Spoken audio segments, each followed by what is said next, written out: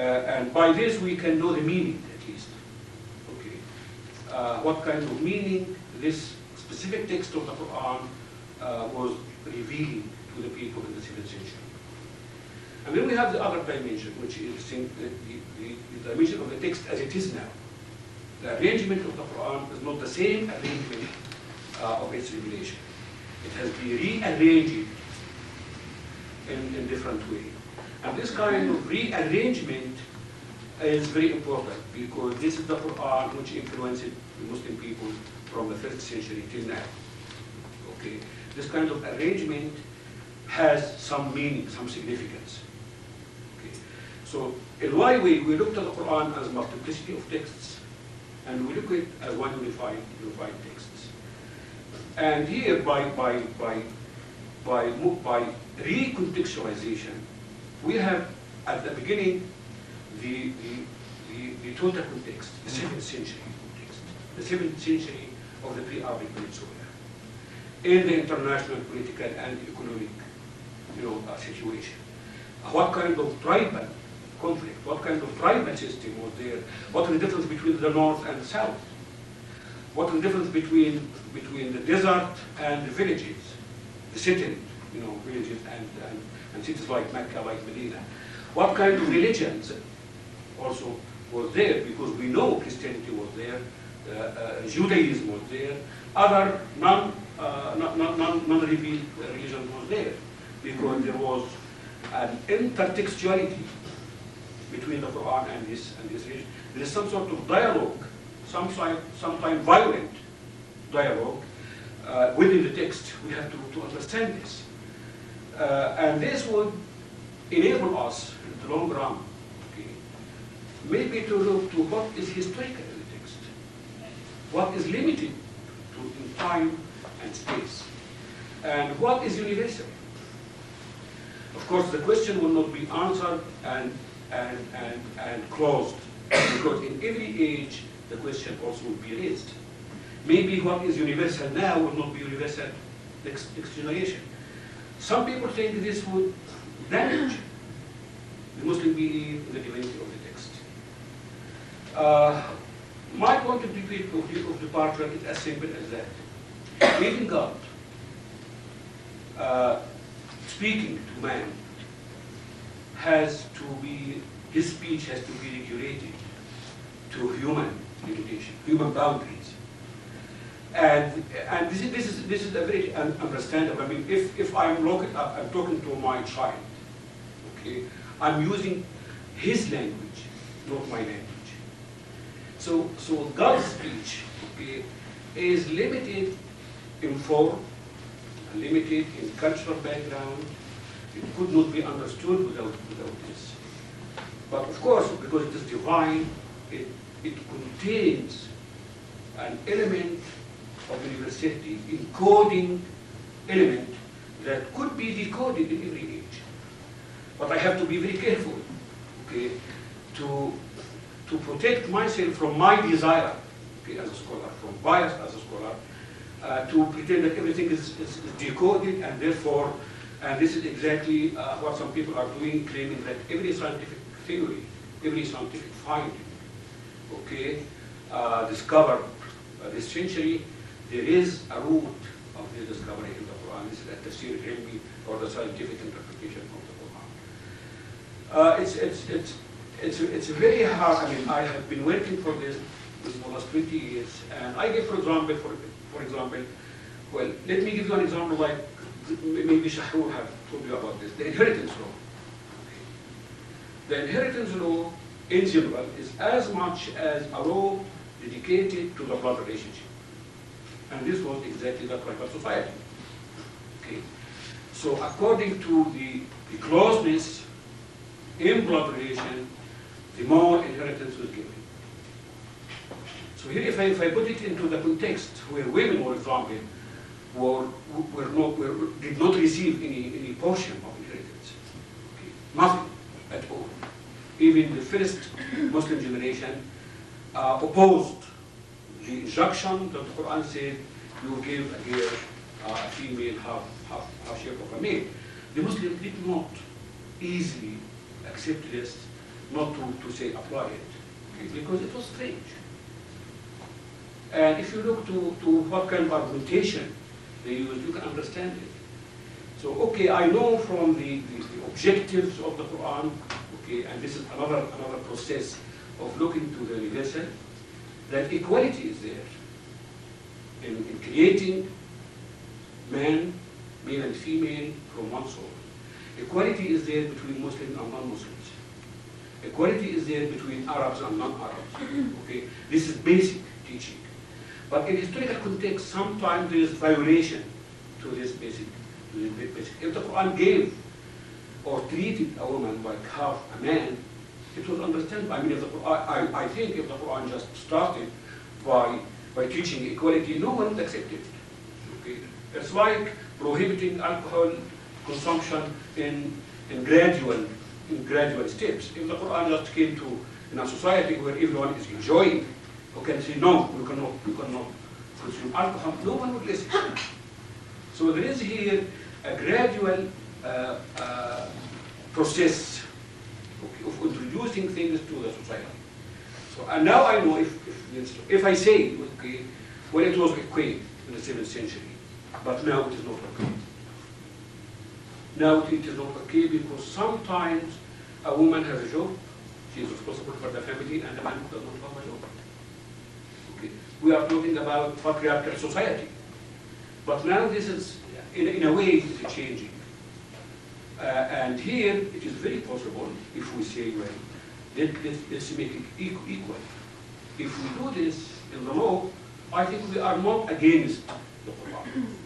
We are following the direction of the essential message of the Quran. This could be applied to the position of non-Muslim in a Muslim society too. Okay. Because the injunction of jizya or extra taxes for non-Muslim was not invention of Islam. I mean, the Romans imposed this kind of taxes on non-Roman citizens. So, and other examples, but it should be based on the contextualization, not in any mathematical method, not in any way of, it should be from within the linguistic boundaries of the text. It should be from within, looking carefully to the history of the text and how it is developed during these 22 years.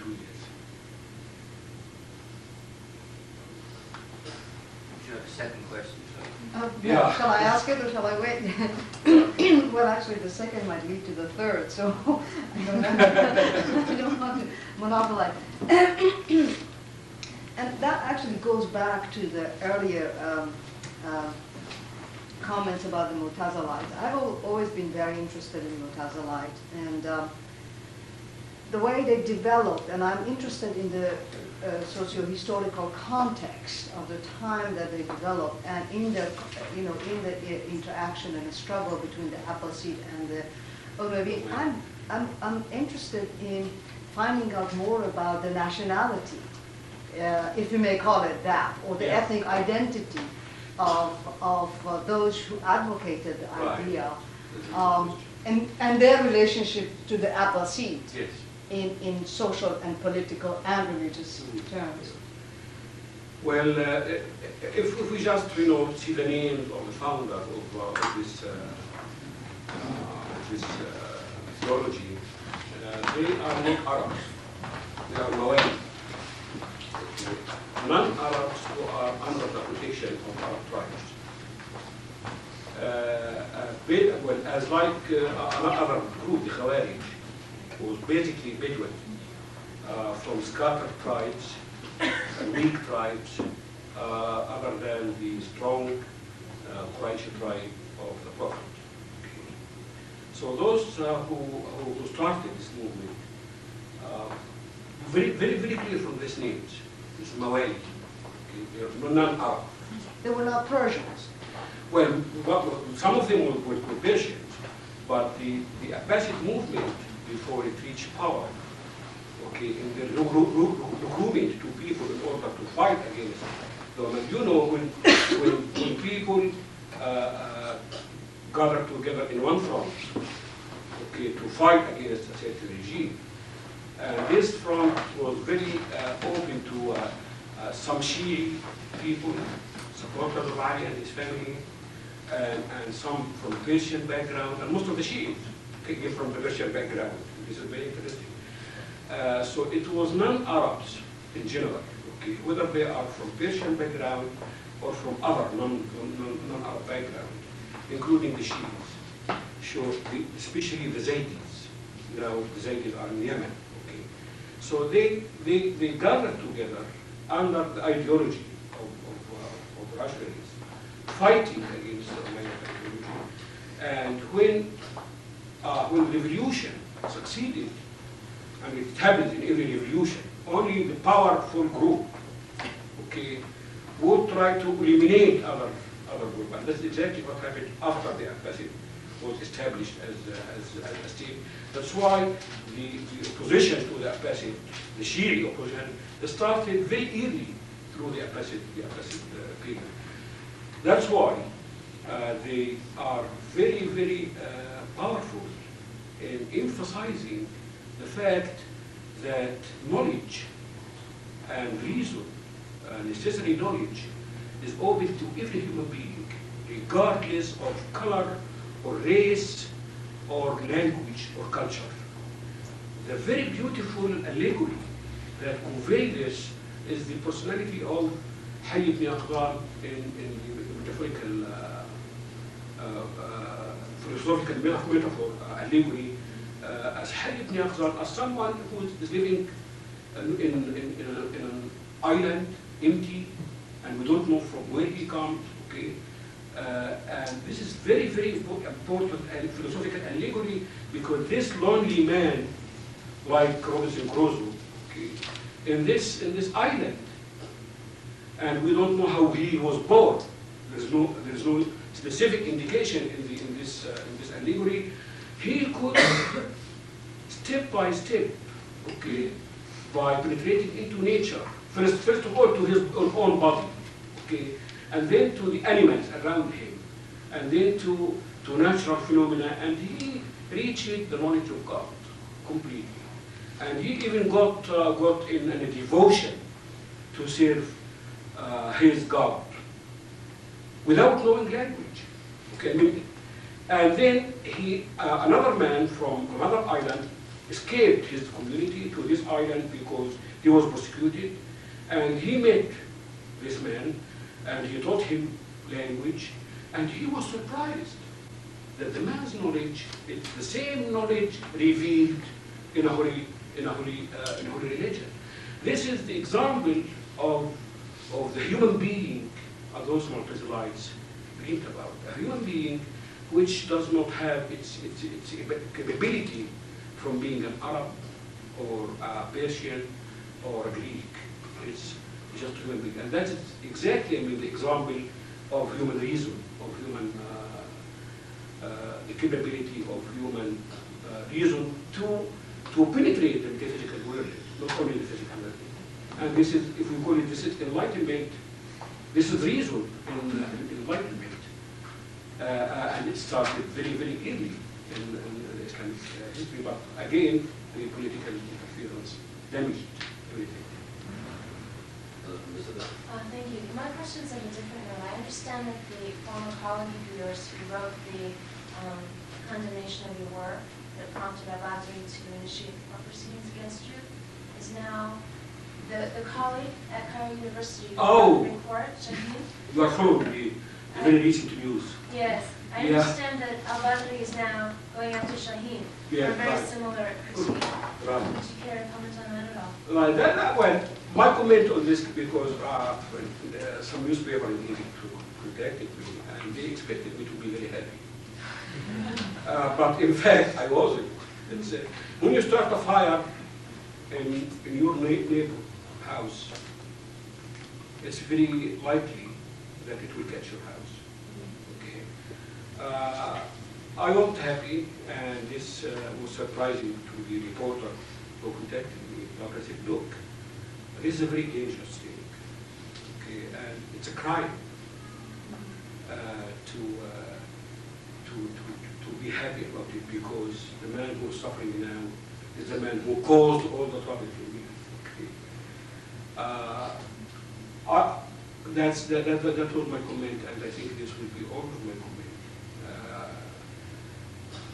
Personal suffering should not affect objective judgment to a phenomena which is very dangerous, not only to the Egyptian society but to the whole Islamic world, is to give someone the right to judge the writing of someone in a very severe way. Well, it's okay if he doesn't like the book. Why don't he write another book? I mean, a book for a book, an eye for an eye. Okay. And if everyone who writes a bad book would be killed, I think we'll kill 3. Maybe even some professors in the year. Yeah, okay. 70% of the people who write books. But this is I mean, this is the lesson people don't learn by invoking ignorance.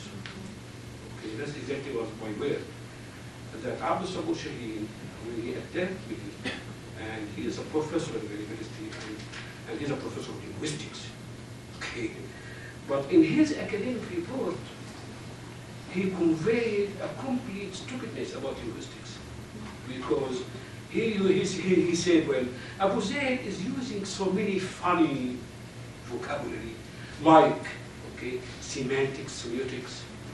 I mean, oh my God, if you are a professor of linguistics and you consider the word semantics or semiotics as funny words, so what kind of words do you expect to have in a book? But I think he was addressing the Amma, he was addressing the people in the mosque who don't understand what semantics is, and he's used, the English semantica, semiotica.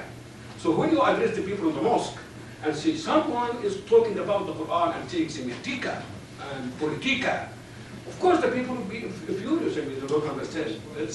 So he invoked ignorance, and he is suffering from what he invoked. I mean, he created the devil, and now the devil is after him.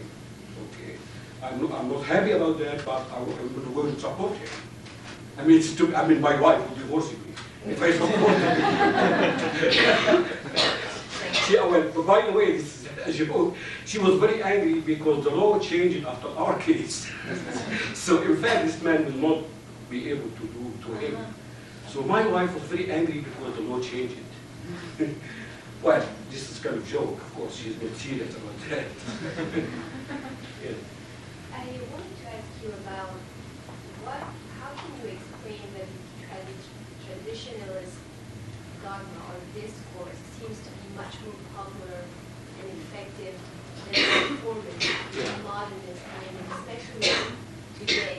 Yeah. And that would lead to a second part of it. Why is it so difficult for the Amma in our country to engage in that reformist movement, such as a Reformation movement in Europe? Yeah. Why is it so threatening? Well, if I give Egypt as an example, I can speak more about Egypt.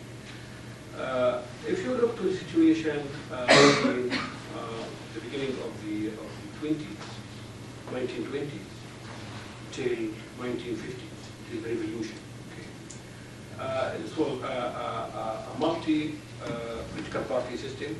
Okay, to a great extent, free election, even with the existence of the royal family and the British occupation manipulating the political scene.